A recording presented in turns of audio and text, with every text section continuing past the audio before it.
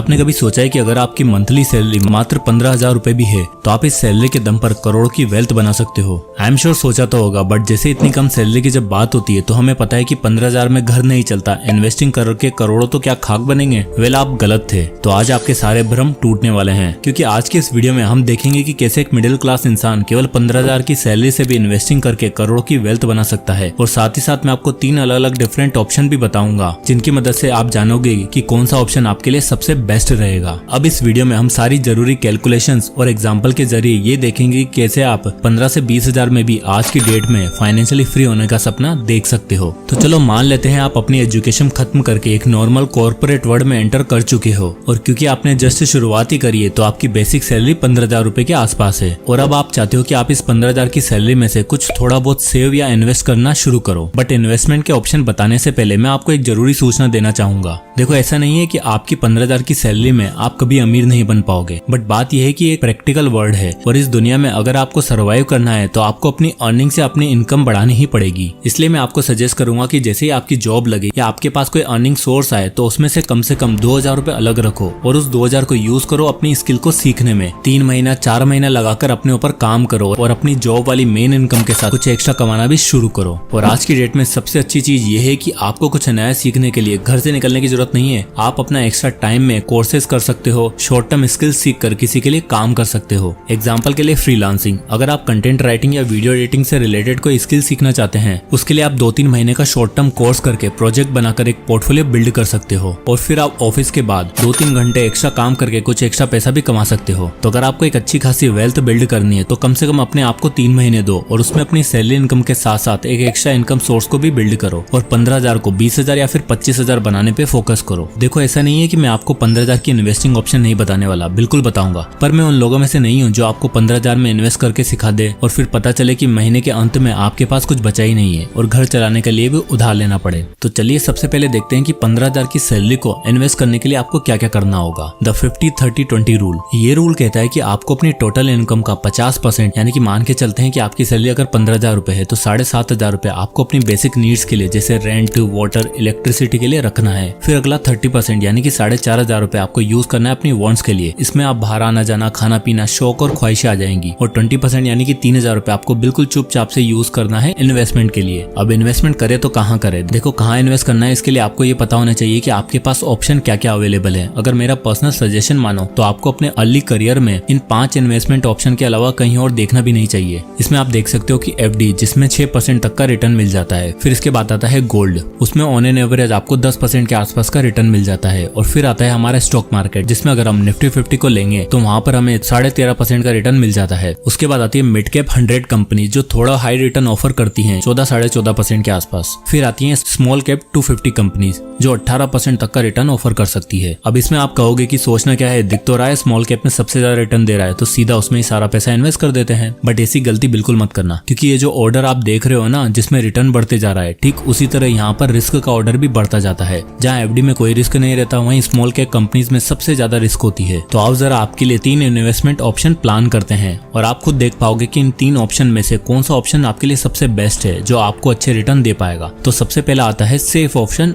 FD। अब जैसे कि मैंने आपको बताया कि FD पर आपको 6% तक का रिटर्न मिलता है, लेकिन FD के साथ साथ एक दिक्कत ये है कि FD पर मिलने वाला ये रिटर्न मार्केट के इन्फ्लेशन को बीट नहीं कर पाता। इन्फ्लेशन रहता है 5 से 7% के बीच और इंटरेस्ट कितना 6% के आसपास। पर फिर भी एक बार कैलकुलेशन करके देख ही लेते हैं। अगर हम 15,000 की सैलरी में 20% यानी कि 3,000 रुपए FD के थ्रू इन्वेस्ट करते हैं तो कितना रिटर्न मिलेगा? अब दोस्तों, यहाँ मैं मानकर चल रहा हूँ बढ़ते टाइम के साथ साथ आपकी सैलरी भी बढ़ेगी, यानी आपकी इन्वेस्टमेंट भी बढ़ेगी। तो मान लेते हैं कि हर साल आप अपने इन्वेस्टमेंट को 10% से बढ़ा देते हो। अब यहाँ हमें देखना होगा कि इन्फ्लेशन एडजस्ट करने के बाद हमारे पैसे की उस टाइम पर रियल वैल्यू क्या निकल कर आएगी। अब यहाँ इस चार्ट में हम अलग अलग एसेट क्लास लिख रहे हैं। तो सबसे पहले ऑप्शन में आप 100% पूरा पैसा केवल FD में ही लगा रहे हो। जैसे कि आप देख सकते हो कि 10 साल बाद आप 10% के इंक्रीमेंट से 5,73,000 रुपए इन्वेस्ट कर चुके होंगे और 6% के हिसाब से आपकी इन्वेस्टमेंट की वैल्यू रहेगी 7,53,000 रुपए। पर उसकी ओरिजिनल वैल्यू यानी इन्फ्लेशन एडजस्ट करने के बाद वैल्यू होगी 4.5 लाख रुपए के आसपास। और यहाँ मैंने इन्फ्लेशन 5% का लिया है। अब 20 साल बाद आपकी यही इन्वेस्टमेंट अमाउंट होगा 20,61,000 रुपए, जिसकी वैल्यू होगी 33,31,000 रुपए,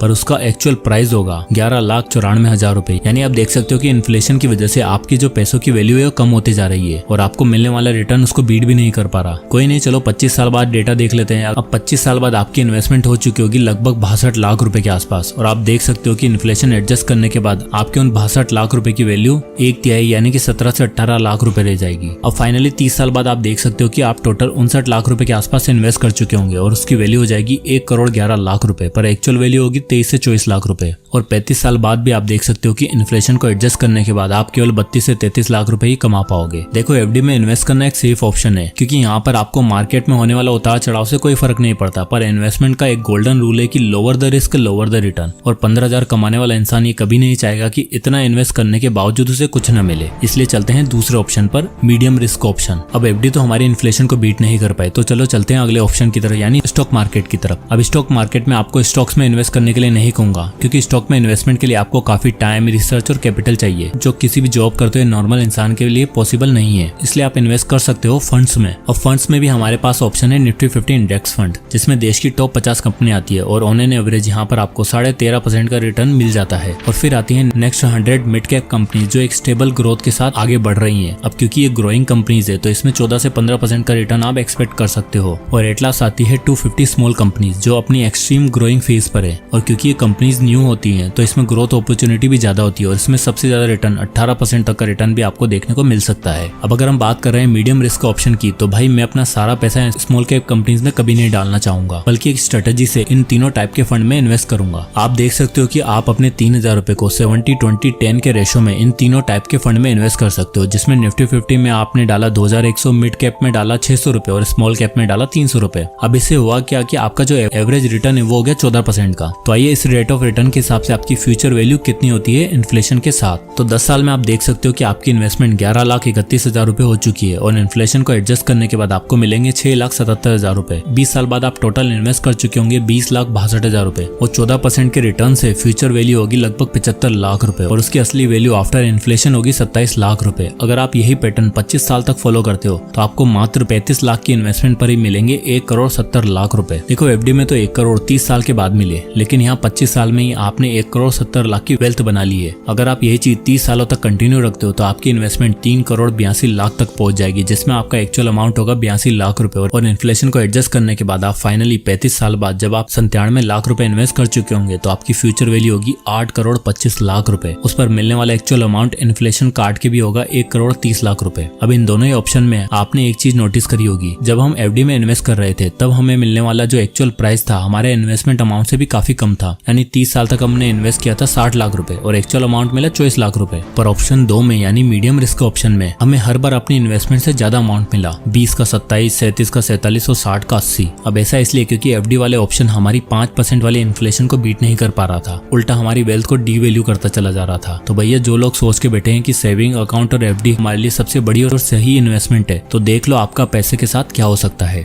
खैर, मीडियम रिस्क ऑप्शन में भी हमें रिटर्न तो अच्छे मिले, पर हम चाहते हैं कि हमें जो ये रिटर्न है वो फास्ट मिले। 1 करोड़ कमाने के लिए 25 साल का वेट नहीं करना पड़े। तो अगर आप भी ऐसा सोचते हो तो आपके लिए आता है next option, high risk high reward. यार देखो, मैं इस समय मानकर चल रहा हूँ कि अगर आप 15,000 रुपए कमा रहे हो तो आप 21 से 25 की एज के बीच में होंगे, और मेरा मानना यह है कि हमें लाइफ के इस फेज में सब कुछ ट्राई करना चाहिए, हर तरह का रिस्क लेना चाहिए। और अगर आप इस एज ग्रुप में हो और जल्दी बहुत सारा पैसा कमाना चाहते हो तो ये थर्ड ऑप्शन आपके लिए हो सकता है। इस ऑप्शन में भी हम 3,000 रुपए इन्वेस्ट करेंगे, पर इस बार रूल जरा अलग होगा। इस ऑप्शन में हम यूज करेंगे 10-20-70 रूल का, जिसमें हम 70% पैसा यानी 2,100 रुपए डालेंगे स्मॉल कैप में, जहां पर हमें 18% का रिटर्न मिल रहा है। नेक्स्ट 20% यानी 600 रुपए डालेंगे मिड कैप में और 300 रुपए डालेंगे इंडेक्स फंड में। आइए देखते हैं इससे हमें कितना रिटर्न मिल रहा है। अब आप देख सकते हो कि इस ऑप्शन में हमें 16.87% का एवरेज रिटर्न मिल रहा है, जिससे 10 साल बाद हमारा इन्वेस्टमेंट अमाउंट होगा 5,73,000 रुपए और फ्यूचर वैल्यू होगी 13 लाख रुपए। और इन्फ्लेशन को एडजस्ट करने के बाद असली वैल्यू 7,87,000 रुपए। और फिर 15 साल बाद 11 लाख रुपए इन्वेस्ट कर चुके होंगे, जिसकी वैल्यू होगी 40 लाख रुपए। और 20 सालों के अंदर आप 20 लाख रुपए इन्वेस्ट कर चुके होंगे और आपकी वेल्थ हो चुकी होगी 1,04,00,000 रुपए। यानी आप देख सकते हो एफडी में 30-35 साल लगे, मीडियम रिस्क वाले में 25 साल, पर इस मेथड में हमने मात्र 20 साल के अंदर 1 करोड़ रुपए टच कर लिए। और अगर आप 25 साल तक सेम पैटर्न फॉलो करते हो तो आपकी 35 लाख की इन्वेस्टमेंट 2,60,00,000 रुपए हो चुकी होगी और इन्फ्लेशन के बावजूद आपको 73 लाख रुपए मिलेंगे। और अगर आप 5 साल और यानी 30 साल तक इन्वेस्ट करते हो तो आप टोटल 60 लाख रुपए इन्वेस्ट कर चुके होंगे, जिसकी फ्यूचर वैल्यू 6,40,00,000 रुपए और आपको मिलने वाला ओरिजिनल अमाउंट होगा 1,30,00,000 रुपए। यानी खतरनाक इन्फ्लेशन झेलने के बावजूद भी आपके हाथ में 1,30,00,000 रुपए होंगे। और अगर आप 35 साल तक की कैलकुलेशन देखी जाए तो आपकी वेल्थ हो चुकी होगी 15,50,00,000 रुपए। जस्ट इमेजिन दोस्तों, आपकी मात्र 3,000 रुपए वाली इन्वेस्टमेंट आपको 15.5 करोड़ यानी ओरिजिनली के लिए तो 2.5 करोड़ रुपए दे सकती है।